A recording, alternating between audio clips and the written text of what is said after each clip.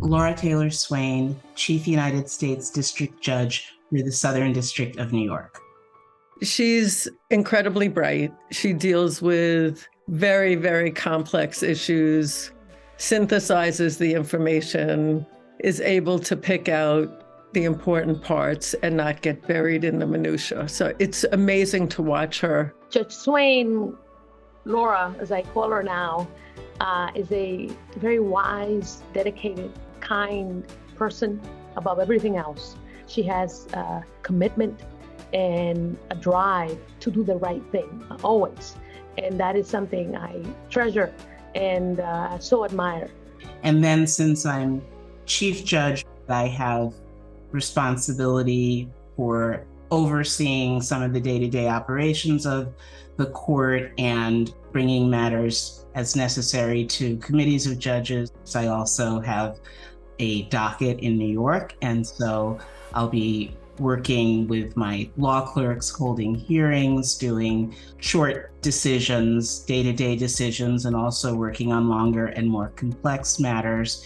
And I also have been appointed to oversee the financial restructuring of Puerto Rico, and I have a great deal of work to do in that connection. She's the kindest person I've ever met. I mean, she truly cares about everybody that she works with. She always has a kind word to say, and she always makes sure you're okay, even if you should be the lowest person on her list at the moment. The judge is very kind, very committed, very family-oriented, very supportive of her staff and her clerks. I feel like once I joined her court and became a clerk, I became part of a larger community. Obviously, it's grown since I clerked almost over 20 years ago. While I was at law school, a professor, Derek Bell, became my mentor, and he encouraged me to apply to Constance Baker Motley to clerk in federal court for my first year after law school.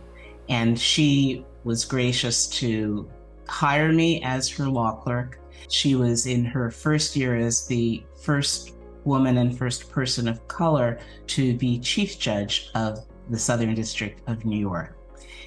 After I finished my year clerking for her, where I was able to observe her and learn from her and learn fundamentals of judging and how to treat people with respect and dignity when they appear in court, I went on to private practice, where I worked with compensation and employee benefits and certain types of financial litigation. And I also, at the same time, for 10 of those years, worked as a member of the New York State Board of Law Examiners. In 1996, I had the opportunity to apply for and was selected to be a bankruptcy judge in the federal court for the Eastern District of New York. I was in that position for a little under 4 years because during that time I was invited to apply for a district judgeship, which is again a lifetime appointment, to the Southern District of New York, which is the court in which I now sit. And Judge Motley was still sitting as a judge of the court. She swore me in as a judge in 2000, and I was fortunate to sit with her as a colleague for 5 years before she passed away in 2005. And in 2021, I became the second woman of color to be Chief Judge of the Southern District of New York, following in her footsteps. As I said, she always finds time, right? So Puerto Rico has certainly struggled through a lot of hardships in the years that we've been working together. And she always was the first one there to reach out to the court staff, to reach out to the court family, to make sure everybody was safe, to organize sending supplies and funds and whatever people needed. And she was always the first one there without thought. Southern District of New York in particular, which is one of the most demanding courts in the country.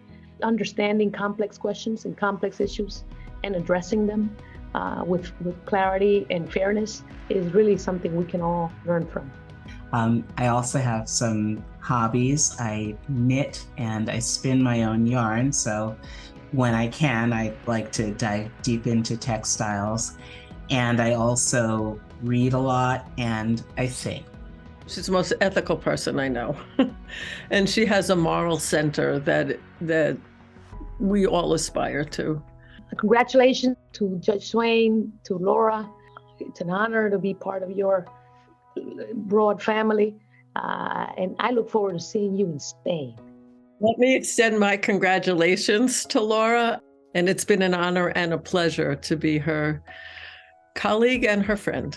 So I thank the Judicial Friends for recognizing me tonight with my distinguished fellow honorees. Thank you very much.